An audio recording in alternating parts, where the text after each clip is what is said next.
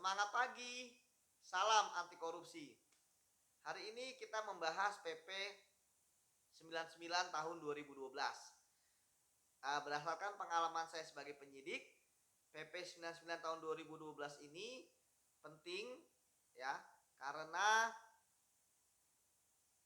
membuat para pelaku tindak pidana korupsi tentu harus berpikir ribuan kali ketika mereka tidak kooperatif dengan penyidik.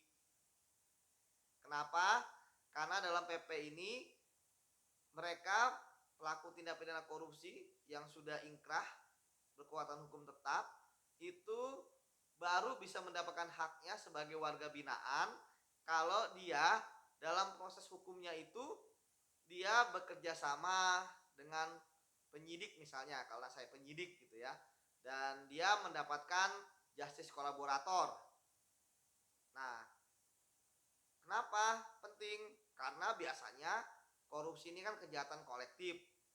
Ya, mereka biasanya ingin menutupi siapa pelaku sebenarnya, siapa orang-orang di belakangnya. Jadi di situ kita menggunakan PP 99 tahun 2012 agar para pelaku tindak pidana korupsi mau kooperatif dengan penyidik. Sebab jika mereka tidak kooperatif, misalnya nanti dihukum 5 tahun ya full 5 tahun mereka menjalani. Tetapi kalau mereka kooperatif ya, dan tentu ada surat formalnya ya, entah itu penetapan justice kolaborator ataupun surat keterangan bekerjasama, bisa jadi hukuman 5 tahun ya karena mereka mendapatkan remisi gitu kan, kemudian ada asimilasi, ada pembebasan bersyarat, tentu akan keluar dari penjara lebih cepat. Dan memang harus ada seperti ini. Mengapa? Supaya para pelaku tindak pidana korupsi ada efek jerah juga.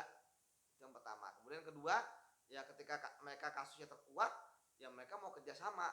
Seperti tadi saya sampaikan, mereka mau membuka kotak Pandora atas kasus korupsi yang mereka lakukan, sehingga bisa kita ketahui siapa sebenarnya pelaku sesungguhnya, berapa uang yang didapatkan oleh masing-masing pelaku.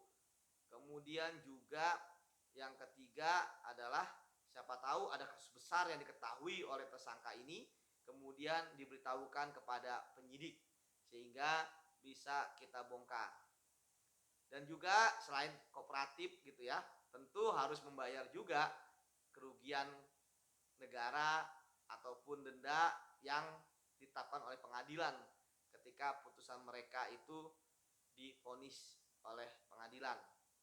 Intinya bahwa keterangan bagi para tersangka ini itu akan berguna bagi dirinya sendiri.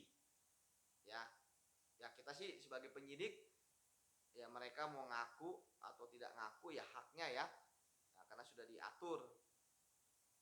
Namun ketika mereka terbuka kooperatif itu akan menjadi nilai tambah bagi mereka karena akan membongkar sebaik-baiknya kasus tersebut, karena kan yang mengalami adalah mereka. Tapi kalaupun mereka tidak mengaku ya kita sebagai penyidik tentu sudah punya berbagai macam teknik lah untuk melakukan investigasi ya, dengan menelusuri bukti-bukti keterangan lainnya sehingga bisa terpenuhi semua unsur-unsur untuk kemudian lengkap perkaranya dan kita serahkan kepada jaksa penuntut umum. Itu dari saya teman-teman, terima kasih, salam anti korupsi.